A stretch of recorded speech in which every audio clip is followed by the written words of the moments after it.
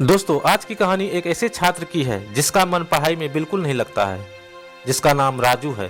राजू अपने माता पिता के साथ एक छोटी सी झोपड़ी में रहता है। पिता दिहाड़ी मजदूरी करते हैं, जिनको घर का खर्चा चलाने में बहुत दिक्कत होती है। राजू को पढ़ाई करना कभी पसंद नहीं था और खास करके गणित और अंग्रेजी से तो बहुत ही डरता था। इस बात से राजू के पिता भी बहुत चिंतित थे। एक दिन राजू के पिता ने राजू से पूछा कि क्या तुम आगे भी पढ़ना चाहते हो? अगर चाहते हो तो ठीक है, और अगर नहीं पढ़ने का मन है तो कोई छोटा मोटा काम धंधा करो, क्योंकि तुम हर बार परीक्षा में फेल हो जाते हो और मेरी हैसियत इतनी नहीं कि तुम्हारी पढ़ाई का खर्चा उठा सकूं। अगर कोई काम करोगे तो कुछ आमदनी होगी और मुझे घर का खर्चा चलाने में मदद मिलेगी। राजू ने कुछ सोचने के बाद परेशान होकर घर से निकल गया और काम की तलाश में लग गया। पूरे दिन भर भटकने के बाद भी उसे एक छोटी सी नौकरी तक नहीं मिली। थका हारा वह भटकते हुए उसे जोरों की भूख लगी थी। तभी उसने एक चौराहे पर देखा कि एक दुकान है जहां काफी ज्यादा भीड़ लगी हुई है। राजू ने सोचा कि यहाँ तो ग्राहकों की भीड़ लगी हुई है, एक बार काम मांग कर देखता हूँ, क्या पता कोई काम मिल जाए। राजू सीधे दुकान के मालिक से मिलता है और पूछता है कि क्या आपकी दुकान में मेरे लायक कोई काम है? मैं कोई भी काम कर लूंगा। यह सुनकर दुकानदार ने पूछा, क्या तुम्हें पढ़ना लिखना और हिसाब करना आता है? तब राजू कहता है कि हाँ, मुझे पढ़ना लिखना आता है। दुकानदार अंदर जाता है और अंदर से 2 पर्चे लेकर आता है। वह पर्चे राजू को दे देता है और दुकानदार कहता है कि जल्दी से ये दोनों पेपर भर कर दो, तुम्हारे पास आधा घंटा है। अगर तुमने ये दोनों पर्चे भर दिए तो तुम्हारी नौकरी पक्की।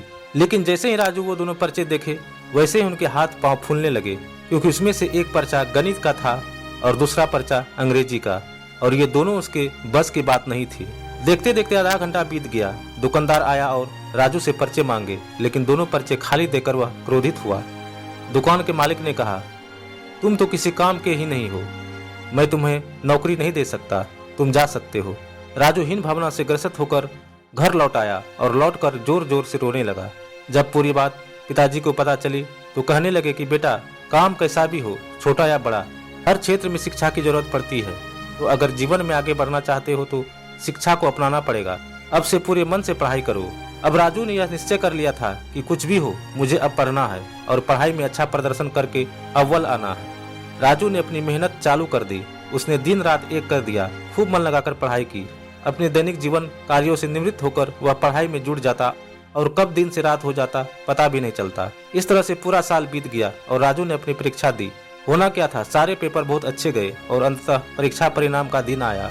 जब राजू ने अपना परिणाम देखा तो फूला न समाया। उसका नाम जिले की मेरिट लिस्ट में सबसे अव्वल नंबर पे था। यह देख राजू के माता पिता की आंखों से खुशी के आंसू झलक उठे।